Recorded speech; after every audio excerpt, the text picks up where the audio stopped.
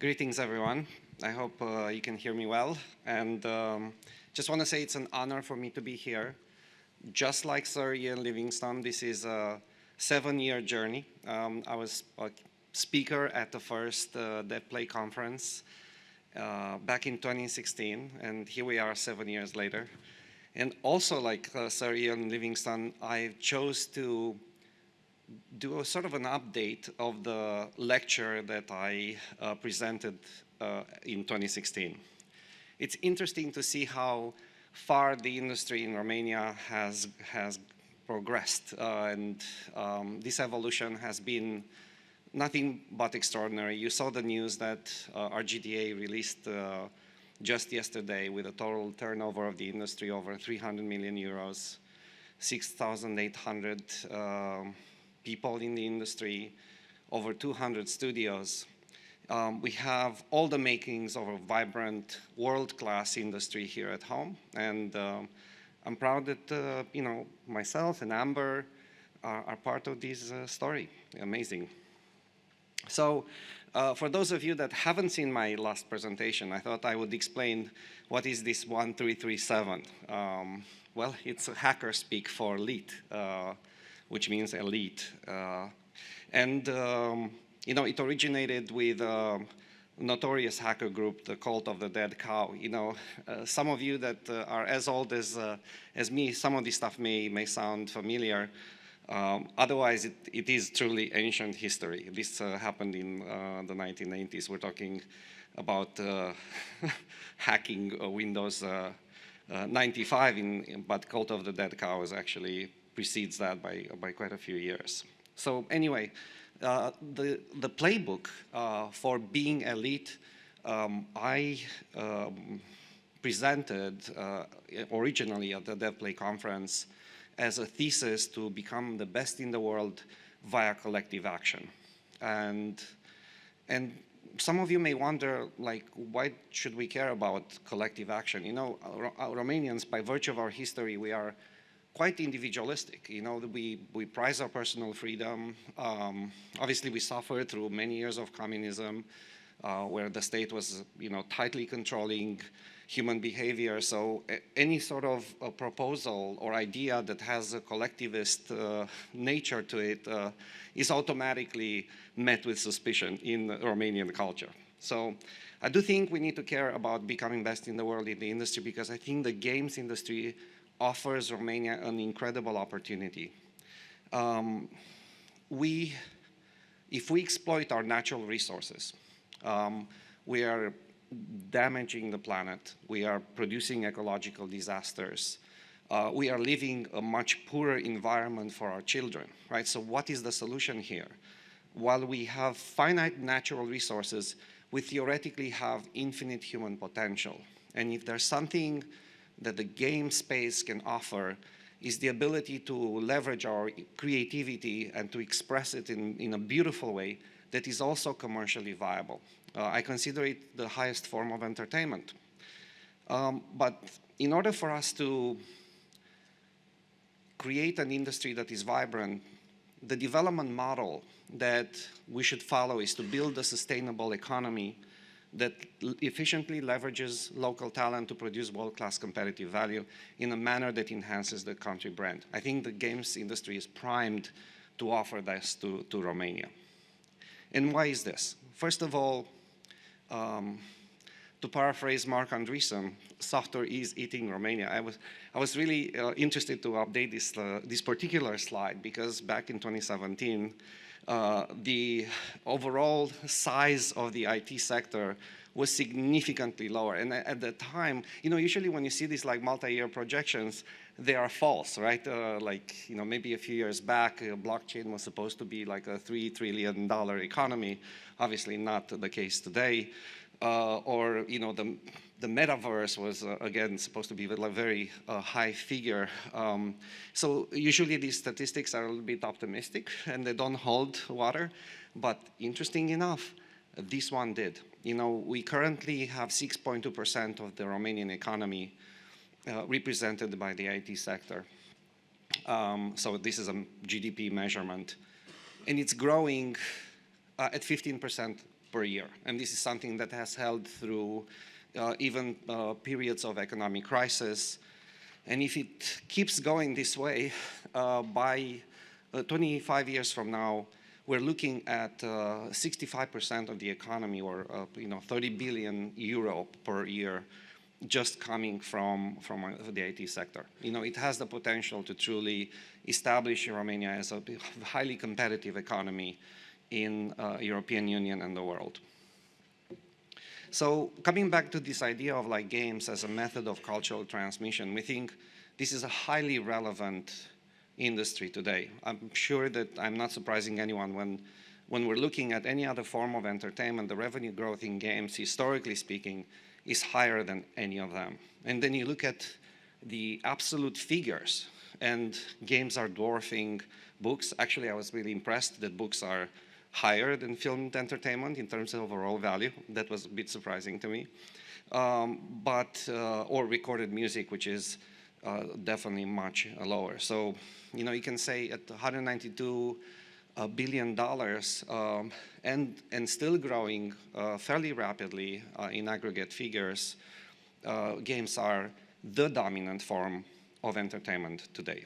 So how does the market look like? Mobile is still a really important component of the overall market. So overall market, $196 billion, estimated for 2023, 192 for 2022. Still growing overall, 2.1%. If you're looking at mobile, mobile is, despite the many challenges that that market has, still is looking at a 5% increase. Console games went a little bit down post-pandemic. Also browser PC games decreased, but the PC market is still holding steady at 38 billion.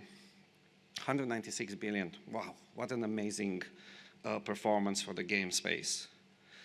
And games are aggregators of art forms and high tech. So I gave some examples here that, you could conceive a game that takes the craft of Daniel Dociu, who is an amazing art director and artist, and takes the filmmaking experience of Cristian Mungiu, takes the music production skill of a gentleman like Herodot, who was our DJ last night. He's pretty famous in in minimal techno and also in producing original music. Alina Cojocaru's performance, captured maybe through motion capture and inserted in the game. And then the writing of a famous author like Mircea Cărtărescu. Yeah, all of these are extremely different art forms, and all of these authors play in different genres, but you can sort of imagine a game that combines it all, and this is part of the beauty of creating games. It definitely animates me. It's a medium that is so expressive and expansive. And it leads me to believe that games will be the leading form of cultural transmission in the 21st century. Really, we are truly fortunate to be in an industry that can claim that. To look forward, though, we need to take a step back and look at history. And no person is more important to the IT sector on one hand, but also to the establishment of computer science as Grigore Moisil. In the 40s, he was active in the field of mathematics, primarily focused with logic. And from the 50s onwards, computer science became his singular focus. He is actually recognized internationally as one of the pioneers of computer science. As a country, we were extremely fortunate to have a genius of his caliber that laid the basis for, in the University of Bucharest, laid the basis of the entire discipline. And out of his group of students, in 1957, a team led by Victor Toma, one of his doctorate students, created the first mainframe called CIFA-1 at the Atomic Physics Institute. And it was followed just a few years later by another mainframe called MECIPT-1 at the Polytechnic University of Timișoara, led by Iosif Kaufman and Wilhelm Lowenfeld. And again, they were very much inspired by Grigore Moisil's work and what was accomplished in Bucharest.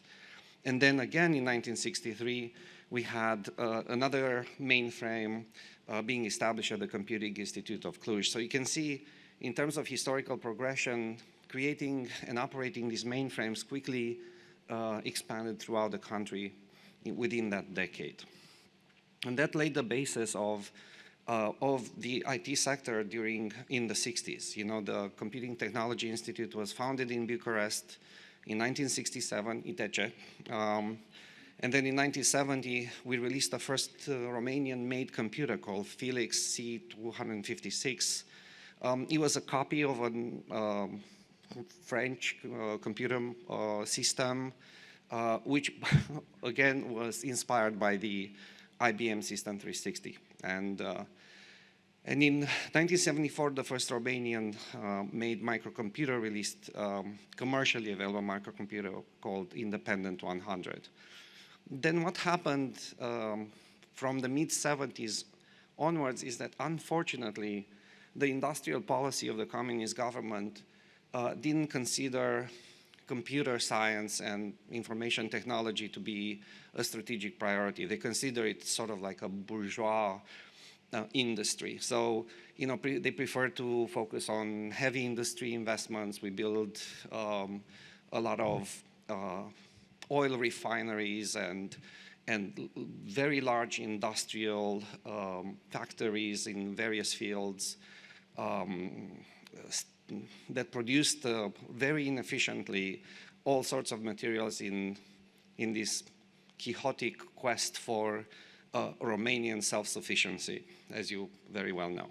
Nevertheless, the people that were passionate about engineering and programming and code continued to work.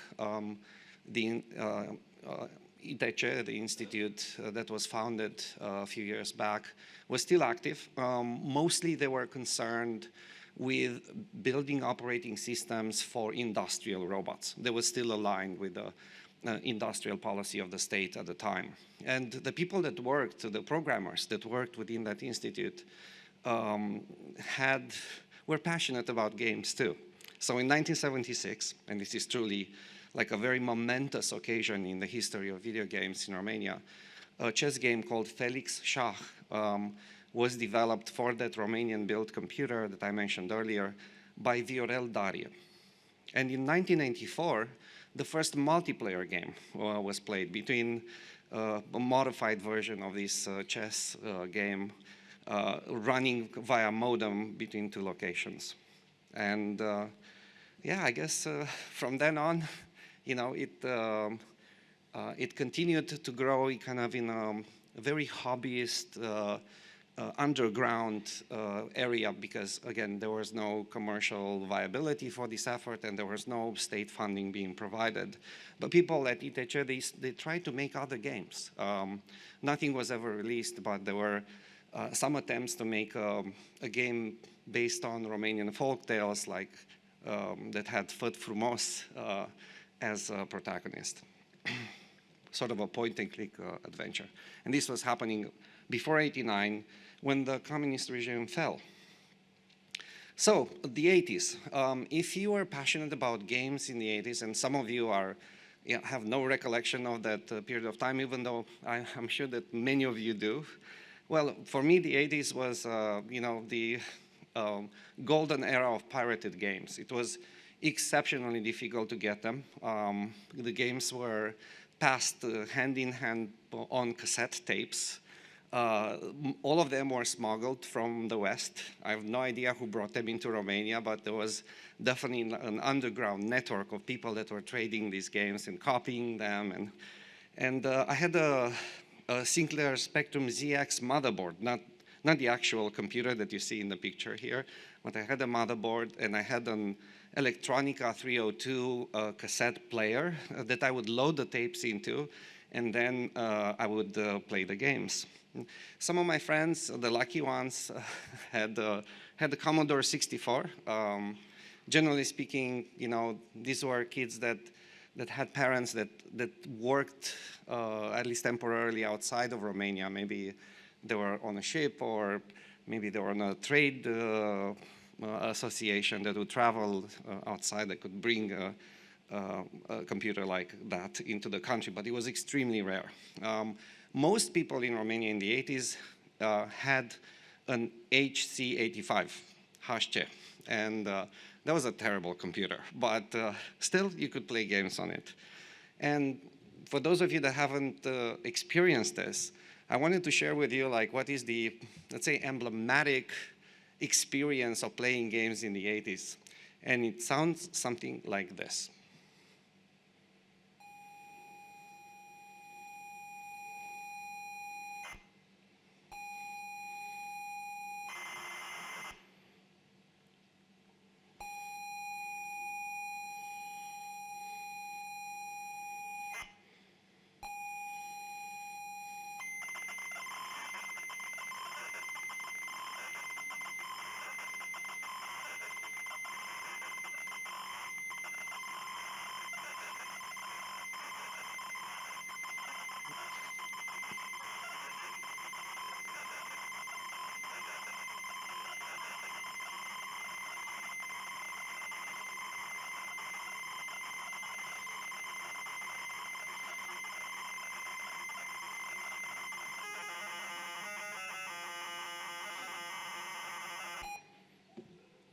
Thank you for bearing with me. You know, I've heard this sound so many times that to me it sounds like music. You know, it's like it's so imprinted my soul. I don't know how to explain this. That you know, I was definitely ready for experimental electronica. You know, from that to Oteca, it's a very short distance. But all joking aside, yeah, it took like sometimes 45 minutes to load a game, and very often, somehow it would fail like halfway through and you had to start again. So if there's anything that I cultivated during my game playing years in the 80s is patience. You know, loading a game was like, wow, an amazing thing. So it feels like such a long time ago, right? So anyway, the 80s are over, 89, revolution, we changed government. It's a time of like utter chaos and opportunity as well. The history of the industry truly starts in 1991 when Ubisoft Romania was founded, or more specifically when Laurențiu Rusu met accidentally the Guillemot brothers on a train, and they started talking.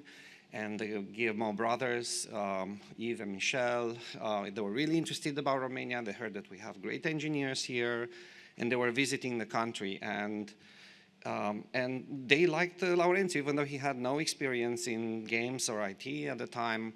They thought that, you know, he has leadership skill and can build the studio.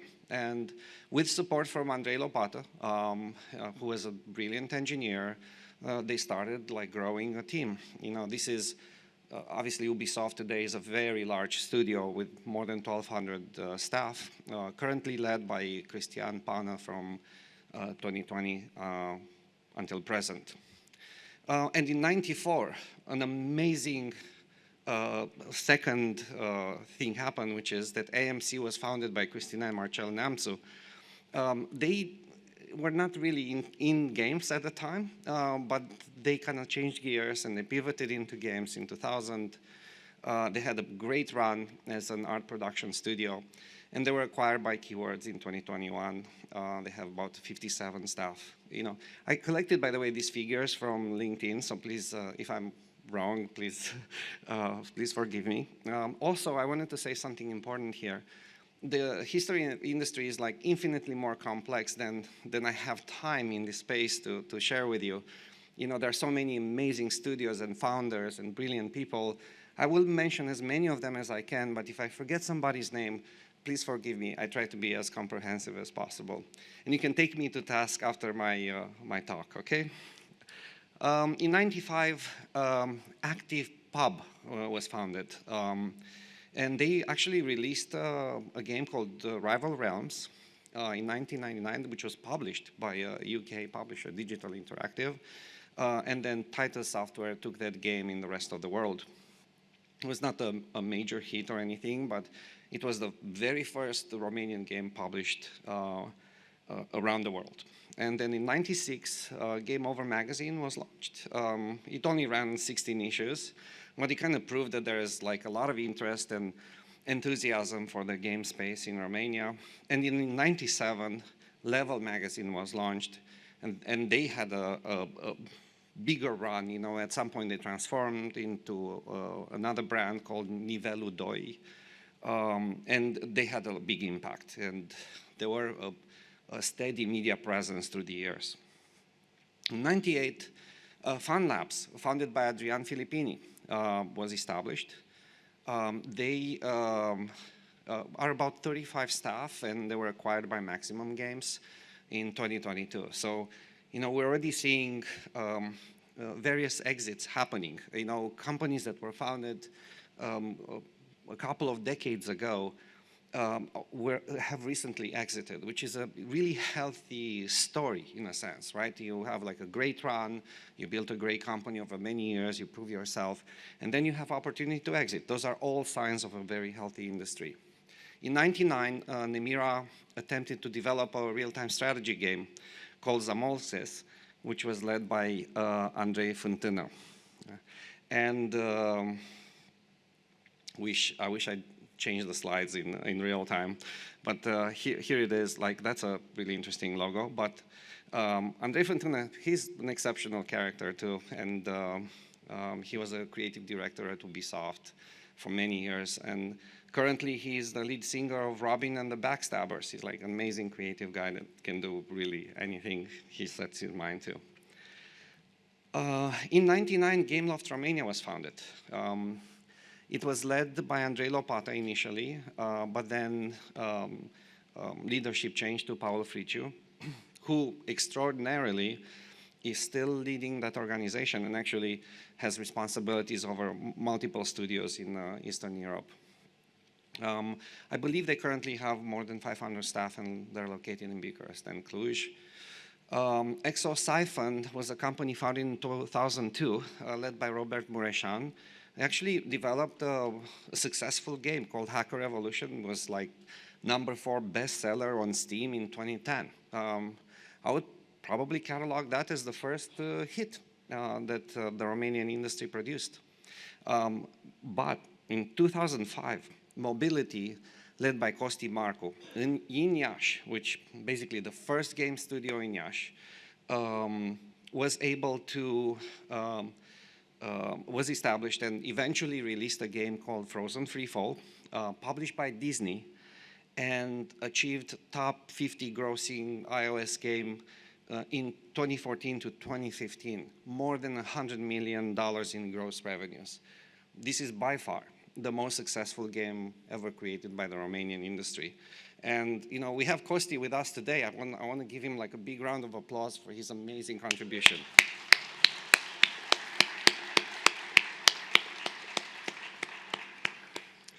So yeah, amazing run for this like small studio in Iași. You know, they struggled so hard for so many years, made so many games, and then, you know, they caught lightning in a bottle. And it's an amazing story that I hope happens to all indie developers that attempt it.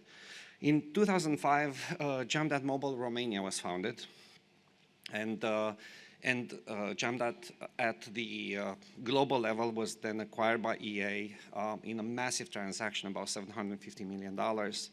And our Jam.at studio in Romania, I was in charge of that at the time, became EA Romania. EA Romania, of course, is very well known and has a massive team today, over 1,500 people. I'm actually not sure about the number, but it's you know, somewhere around that.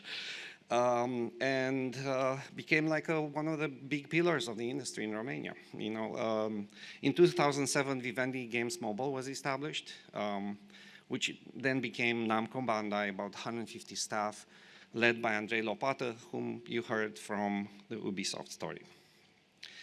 And in the 2000s, generally, we are looking at an emergence of healthy and large-scale industry. In 2010, starts a period of maturing, meaning that out of these like relatively bigger studios that were established, the multinational studios, Ubisoft, EA, Gameloft, Bandai Namco, and others, we started seeing like more and more indies releasing their games and finding a self-sustainable commercial model. Probably one of the first in 2011 atypical games. It was formerly known as Revo Solutions, also led by Andrei Lopata, who has had like an amazing entrepreneurial story. They released Sky Gamblers and Battle Supremacy, and very famously, they were invited to be on the stage during one of the Apple events for the iPhone, and that was quite an amazing promotion. In 2012, Maven Hot, led by Bobby Voicu and Christy Bada, managed a franchise acquisition. So it's probably the first time in the industry where somebody transferred the game over, sold the game to another entity, as opposed to selling the entire company. And in 2012, Killhouse Games, founded by Dan Dimitrescu and Mihai Gosha, was founded, and obviously they had an amazing run with Door Kickers franchise, which I'm sure you all know. In 2012, those awesome guys, founded by Nick Berbece, and they released a couple of games, and now they're like doing publishing. And 2013, Amber was founded, still going strong.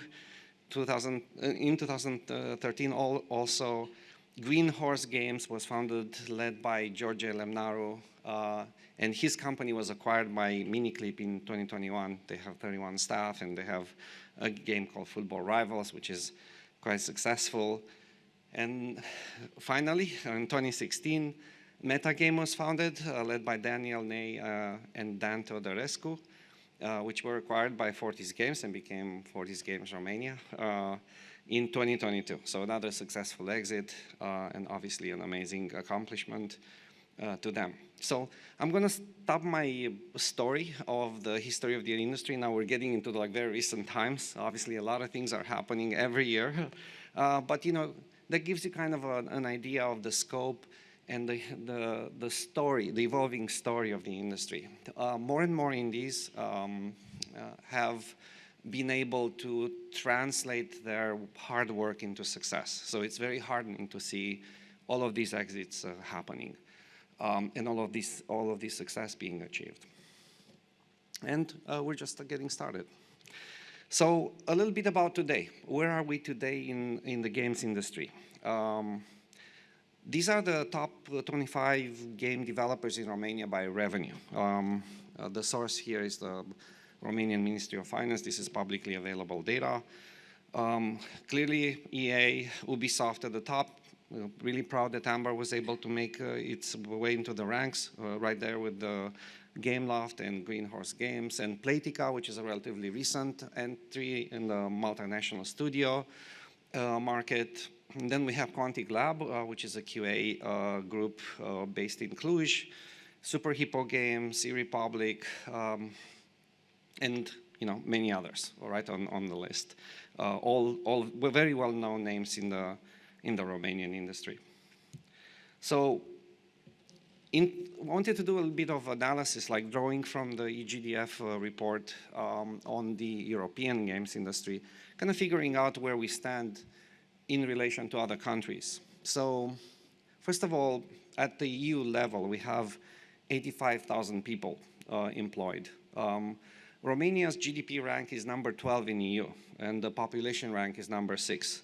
And the game dev rank by the number of people is number 6 as well. So it's a kind of a proportional relationship to the population, even though our GDP as a country is much lower. That's a healthy thing. I believe that we are definitely right-sized for the scale of the country that we're in. And in terms of number of studios, 239 out of 5,500 in the EU overall. So again, population rank number 6, game studios rank number 7 in EU. Definitely well aligned. Women in games. We are #2 in EU at 30%. Of course, we have a long way to go, but it's still something that we should be proud of. I mean, we're definitely doing better than most of the countries out there. And the only country that is ahead of us, which is Slovenia, has a much smaller games industry than we do in terms of revenue and number of people. So I think we're on the right path, I hope.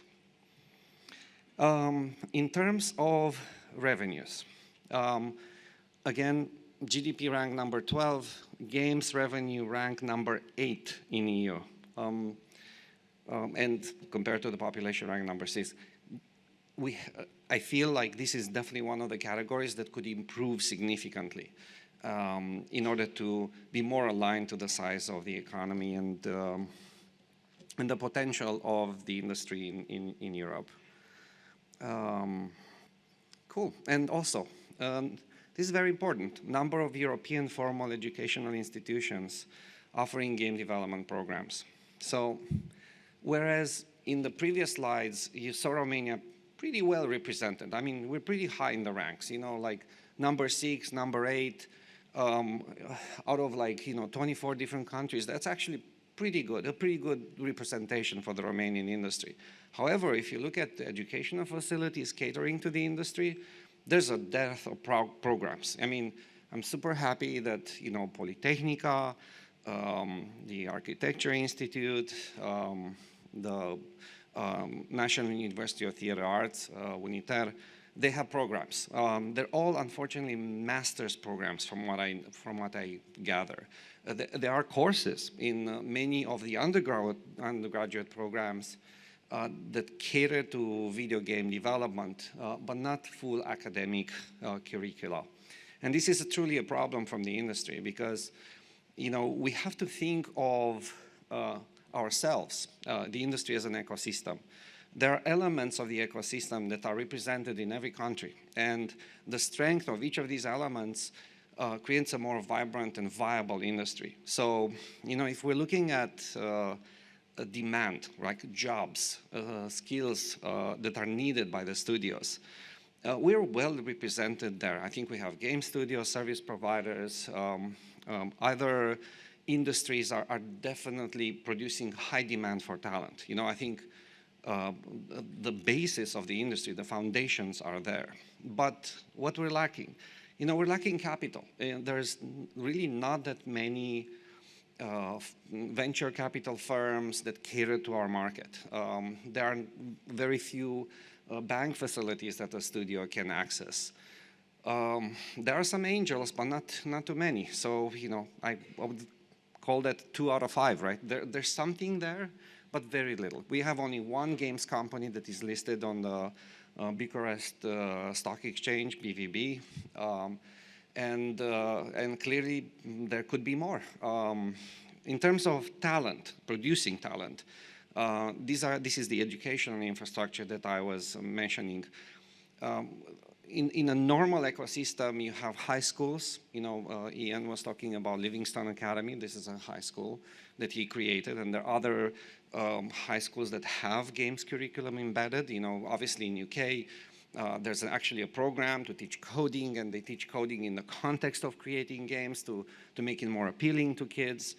We have specialized high schools for computer science, but there is no embedded games curriculum in any coherent fashion that appears there.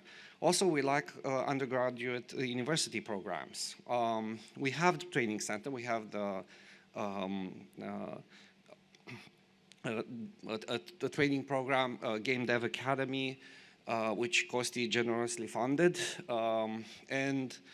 However, it is really, we're punching below our weight there. So, the only way that industry specialists are formed today are by working at a large company and sometimes by learning by themselves. And that's totally fine. I fall into that category as well. But I think it will help the industry to have that type of formal training. This is one of the ways that we can acquire world-class creative skills. You know, a formal program can encourage that type of development, can teach you skills that sometimes you don't have the opportunity to develop if you work in a studio. And you know, when you work for a multinational studio, you're part of like a gigantic machine, right, that produces games, and you usually have like a minute, very well-defined part within that team. When you work in an indie studio, you tend to specialize in a particular kind of game, right? So what academic education gives you is a wide breadth of experience, and it gives you the opportunity to experiment with your students, to create games in a safe environment, right, where commercial limitations are not your primary concern, right? You don't have to make payroll. You can just have fun and try new things and innovate. And that's why the programs, the international programs that do this, such as the USC School of Games, have produced like, you know, amazing creative leaders. One example that I'm always like to give is the one of Genova Chen from That Game Company. You know, he started making games in school with some of his fellow students, and you know, they had a game called Flower that achieved some notoriety. And as soon as they graduated, they were assigned to a publishing deal with Sony to create the game of the year, which was Journey. So, you know, that kind of experience, it's something that our industry in Romania should seek to replicate. I think it will offer us new avenues for expression and for commercial success. And lastly, what a vibrant ecosystem needs is an intervention at the level of like public policy. You know, we have RGDA, the Romanian Game Developers Association, which Andrei Strate has established back in the day. It was an amazing initiative of him, and then was shepherded by Cătălin and Andrea. They've done an awesome job. You know, I'm so gratified that we as an industry, we are here today at Odeon Theater. I mean, it's truly a celebration of everything that we've accomplished together. But our efforts at influencing state policy so far have fallen on deaf ears. And you know, that's not out of lack of trying. That's why I asked Sir Ian earlier, like, what should we be doing differently or better in order to have state support for indie studios, for startups, through tax credit facilities or other means. And you know, it's a work in progress, I guess. It's difficult. But the opportunity is massive. Okay, we have a deep reservoir of talent and cultural fit for making interactive entertainment. And yes, we are in a competitive industry. You know, we compete against the rest of the world, you know, which have amazing entrepreneurial ecosystems. You know, they have many years of uninterrupted market-supported industry evolution. They have a network of universities churning out specialized talent every year, and R&D labs and incubators and accelerators. And they have a development community that comes together at events like this to celebrate, to create coherent policy, to align their views, to exchange information, to learn from each other. They have vibrant private equity and capital investments, angels, mentors, peer networks, specialized banking, legal, and accounting service providers, and even corporate supporters, you know, corporations that have programs that are catered to helping indies succeed. And they have state subsidies. So, you know, I wanted to give you a sense of how the state subsidies work internationally. We have different systems for state incentives. We have tax credit for development. We have an R&D super deduction, R&D cash grants, and a partial wage tax exemption. Those are just broad categories of various types of subsidies. Romania actually had only one out of these, the partial wage tax exemption. And unfortunately, it's currently being phased out, right? So engineers used to have, I don't know, a tax deduction of like 10% that no longer will apply starting next year. So even that went away. And then you look around the world at all of these examples of facilities, and you'll find that some of them are extraordinary in nature. You can get tax credit for game development cost at 100% in Singapore and Malaysia. Romania has 0. The R&D super deduction. Again, you pay less tax if you use this facility. Again, Singapore has massive levels for this. You get a lot of money back effectively if you are producing games in every one of these countries, and Romania has 0. The cash grants, which are really useful if you're starting a new company, right? And that's just a capital that you can invest in hiring people, in developing your prototype. Really nice incentive, I think, but Romania has 0. So where should we look for inspiration around the world? Well, obviously, we should look at Montreal. Everybody knows that Montreal has a labor cost credit of 37.5%.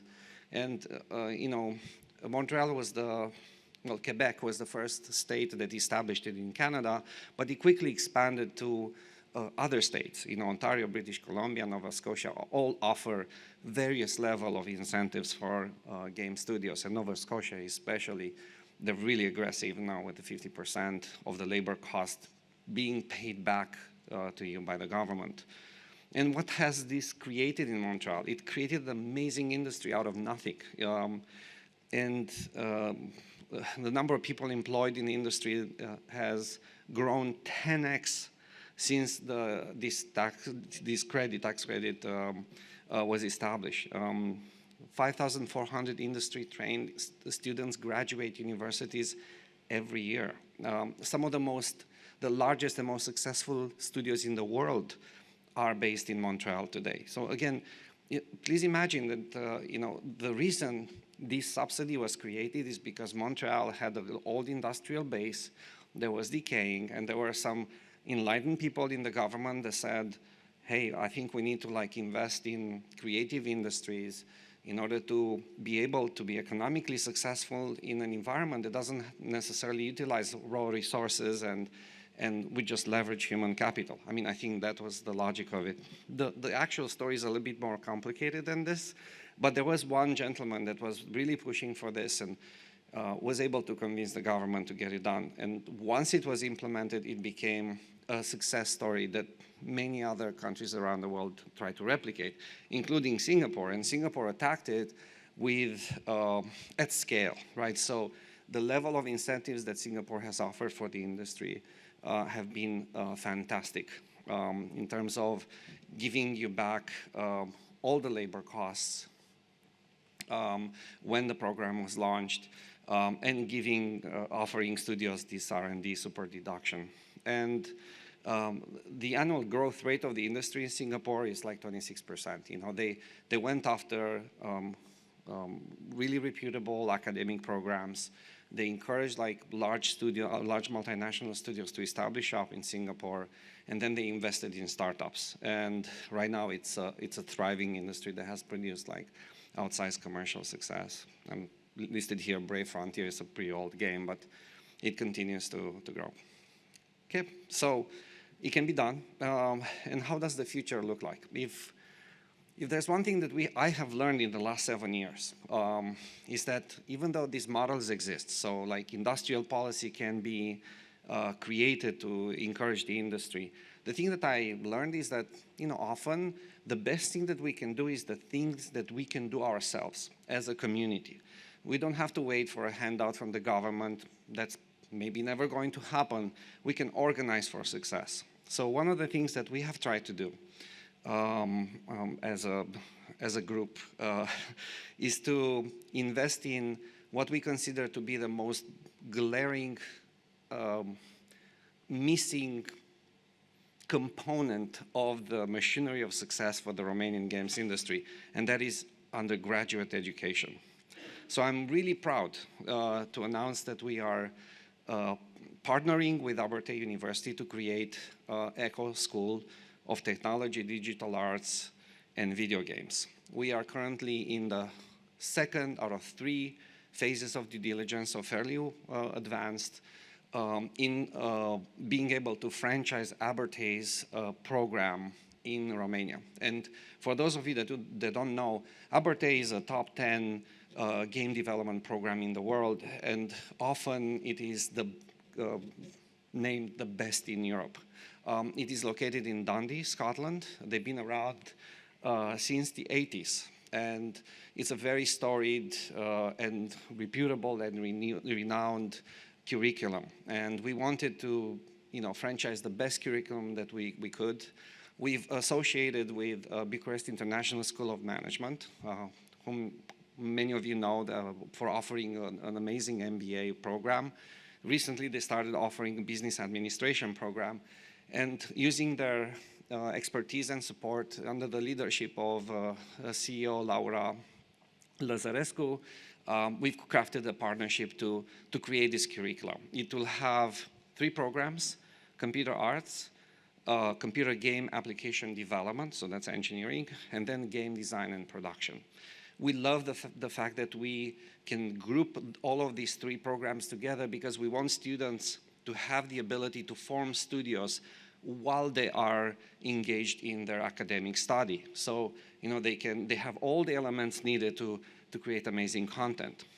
While attending this university in Romania, you obtain a UK game dev diploma, right? So it is far easier for a Romanian student, instead of leaving the country and living in UK, that can be very expensive. So this is a lot more affordable and an easier thing to do. I think parents would be happy to have their kids closer. Kids don't have to leave the country. They can keep their friends and their familiar environment, and they can learn game development at the highest European standard by engaging in this curricula that is governed by Abertay University. So, today you'll hear later from Laura about the ECHO program, and we will introduce you to the Vice Chancellor of the university. So they were very kind enough to visit us, and I'm definitely looking forward to having an amazing experience, crafting this program and then implementing it in Romania. I hope it has legs. I hope it generates interest, because it will create the next generation of game dev leaders. And I would love for the entire industry to galvanize around this project. I think it is quite amazing.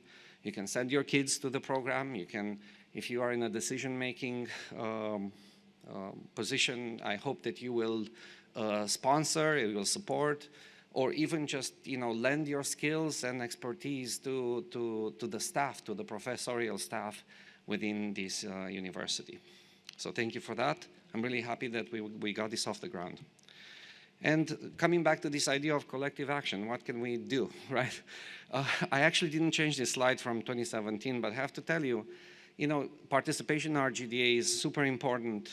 I don't know if lobbying the government will make a difference, but it is one of the things that we can try.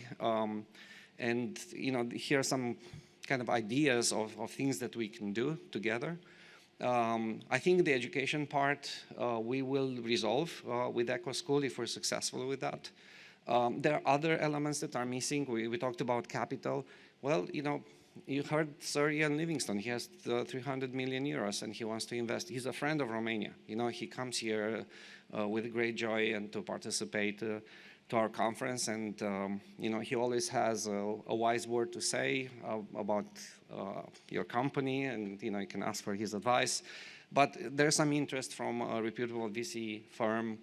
And hopefully there will be others in the future. When I say we, I mean Amber, we try to create a vehicle for that in a kind of incubator accelerator called CAR, but we quickly realized that it's extremely expensive and capital intensive to be able to operate such a system, such a venture firm. So, we kind of put it on the back burner. But that could be another element of the ecosystem that generates great content, amazing studios that achieve commercial success. So with that, this is it for my presentation. I wanted to share with you, though, one more thing. It's kind of unrelated. Consider this as my humble brag, but I wanted to say that at Amber we have an innovation program. This year we have experimented with 5 different original IPs across multiple platforms. And I wanted to share with you one of these experiments. We're really proud of it. And anyway, enjoy.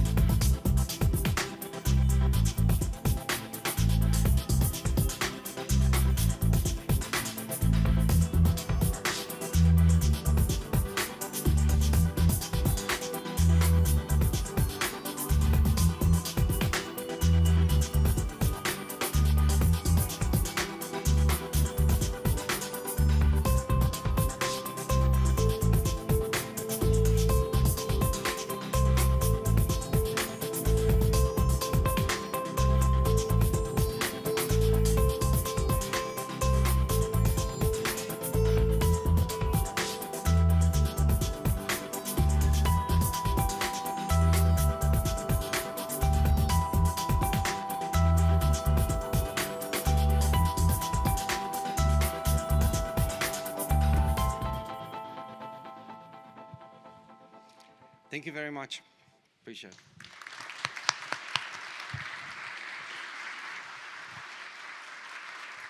Thanks, everyone. We're a bit off schedule, but we'll take just one question from the audience, if there is one. Or you can grab Mihai at the cigarette break. Okay, there's one in the back.